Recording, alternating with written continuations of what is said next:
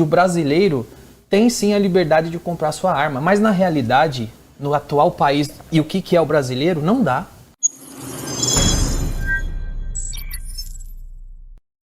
Essa história, por exemplo, no caso do Bolsonaro, que ele primou muito na política de segurança pública de um discurso que fosse de armar as pessoas. Você faria o mesmo? Você teria que tipo de discurso? Porque o que a gente viu, o que a gente sempre vê, pelo menos de ambos, é o seguinte: é o extremo de um lado e o extremo do outro. Então é o discurso radical de um lado, o discurso radical do outro. Um fala que não, quem pegar na arma vai matar todo mundo. E o outro fala, todo mundo tem que armar. Como é que a gente chega no meio termo e o que você pensa sobre isso? Eu tenho um pensamento aí que até o momento, eu já pensei muito sobre esse e sobre outros assuntos.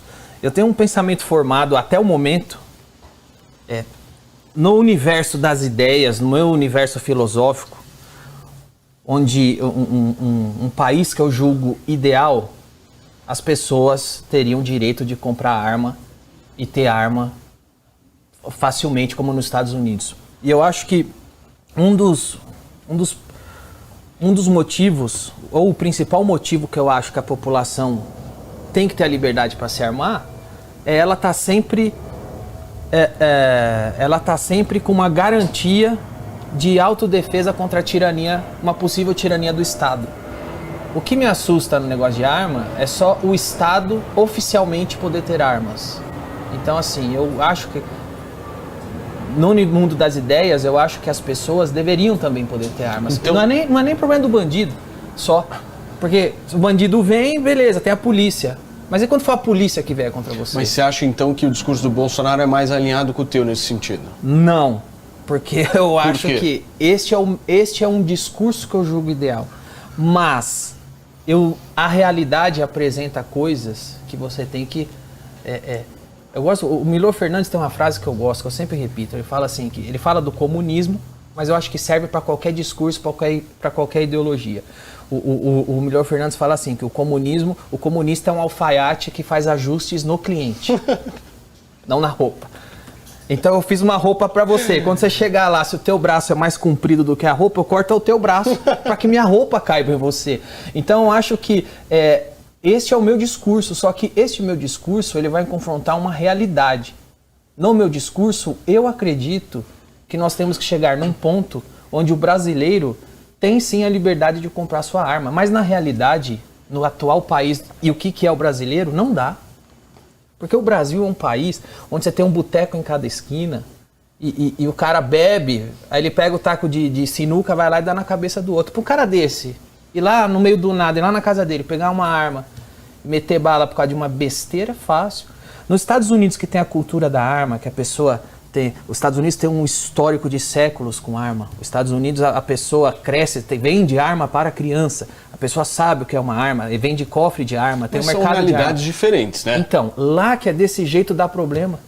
Imagina o Brasil, que a gente... O brasileiro, às vezes, não sabe usar uma lixeira na rua. O lixo tá aqui, ele joga no chão.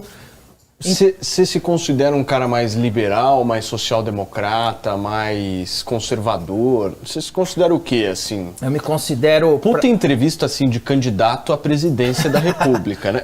Mas, cara, eu acho bem legal a gente fazer esse papo para buscar entender um pouco do Danilo Gentili fora dos palcos, entendeu? Eu quero entender realmente o que você pensa sobre as coisas. Aí, por exemplo, concluindo esse assunto da arma, para mim,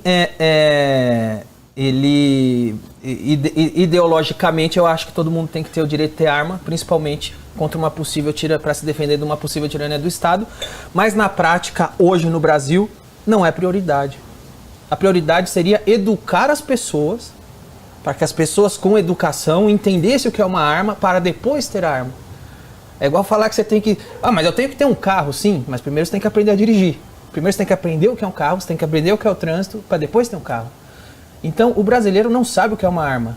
Então, não dá para dar arma antes do brasileiro. Então, assim, o que eu sou? Se eu sou social-democrata, se eu sou... onde é que você se enquadra? Liberal? Qual que é o teu quadrado? Eu acho que Você não tem quadrado? Eu sou uma pessoa completamente normal que se depara com a realidade. Então, eu acho que eu sou cético e pragmático.